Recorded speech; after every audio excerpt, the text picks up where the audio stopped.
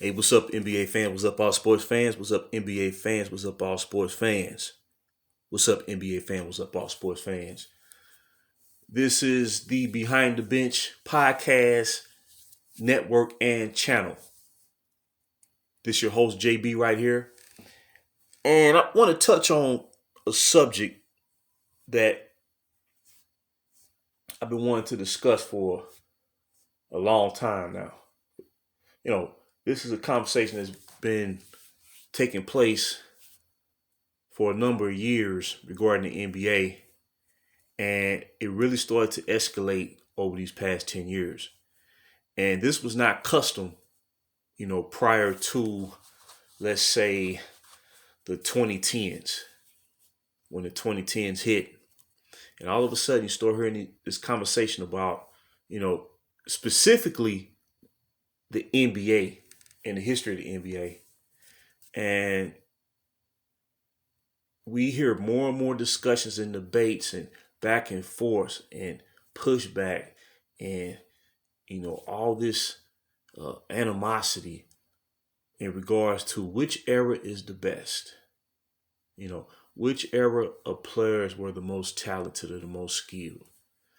But what's funny is we don't hear this type of dialogue regarding Major League Baseball history.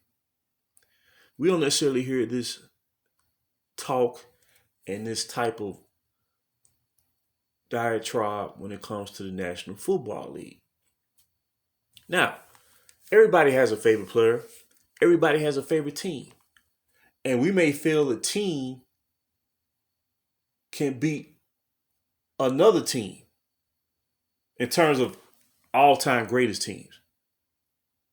Okay, that's cool. No problem, no issue. But when we have those normal debates, which is fun nature, we don't base it on which era is best. We just base it on whatever team we feel is best or whatever player we feel is best. I'll give you a perfect example. During the 80s and 90s regarding the NBA, when we had discussions and debates about who the best player was or who the best team was, we didn't put down and disparage past era of players and teams, and specifically players, tell you the truth. We didn't do that. We was taught to respect and uphold those players from the past who were the luminaries of the sport, who were the pioneers of the sport. So if you came up during the 80s per se, you start watching the NBA then, well, when you was first introduced to Wilt Chamberlain, Bill Russell, and Jerry West, and Nate Thurman, and Connie Hawkins, the Hawk, or Elgin Baylor, Oscar Robertson, Bob Pettit, all those great players from the past, John Havlicek, Rick Barry, we was like, wow, that's actually him. So when we rooted for our favorite team or favorite player, we did so as they was playing during the time that they competed in the NBA. We weren't sitting there every game or every season only to compare the present day player to the past. That's not how we did it. If anything, the way it was presented to the basketball fan, it came up during the 70s, 80s, and 90s. Well, when a great player was about to achieve something that could potentially match what a past great player achieved, where they may surpass it, well, we was always reminded how great that past player was. It was never like, oh man, they played against scrubs back then or this and that. It wasn't like that. Because when it comes to sports, let's just say life in general, and I'm not trying to be philosophic or anything, but certain things can improve. certain things can get better. Some things can evolve. But then at the same time, certain things can regress. Certain things can devolve. It really depends on the situation. And when you reach a certain point of a historical precedence, well, how do you respond to it? Do you try to continue to meet that standard based on how that previous player reached that level of success? Or do you change the landscape to make it more convenient for that present day player to try to match or surpass what those past great players did? It's all about context. So me personally, when it comes to sport, particularly with the NBA, it's rubbing a lot of older fans the wrong way. Now, at the same time, your new generation of fans, they want their players to be appreciated and respected. And I get that. But we have to try to decipher what is causing this division where it's this tug of war between the so-called older generation of basketball fans and the new generation of basketball fans. It's something that has triggered that divide. And I'm going to be talking about that, in future podcasts down the line. But just as a intro to this subject, and as I mentioned before, we don't see these type of unnecessary conversations. It's like when you turn on to a program, a sports program that covers the NBA. It's like every game now they have to try to prove a point. Well, today's athlete, they're bigger, stronger, and faster, or they shoot better. Blase, blase. Well, the way I look at it is every era of NBA basketball has a facet of the game that stands out from either the era that preceded or the era that followed. Right? So in the past, we had the era of the big man. Because traditionally, a team was built around a center. Then that evolved during the 80s where, because of the greatness of a Michael Jordan, well, they was able to determine that they can build a championship team around a two guard. And it took some time to achieve that goal, but once they did, it was no stopping them. So we've had various type of methods and approaches to building championship teams. But the one constant is the court is the same size. The height of the basket remains 10 feet. Right? Nothing fundamentally has really changed outside of the proliferation of three-point shooting. But I have a funny feeling that because of the success of the Denver Nuggets this year and winning a championship built around the prowess and skill and talent of a star center, Nikola Jokic, who has proven to become the best center in the game, well, you may see a more balanced attack as other teams may try to duplicate or replicate how Denver achieved championship level. So what it comes down to, for me, I don't like to compare eras. It's about what the player achieved during the time that they participated and competed in the NBA. To me, that's how you do it. Because if you really look at it, over the past 15 years or so, the average height of the NBA player has actually decreased. So when they say bigger, stronger, and faster, that's more of a exaggeration than anything factual.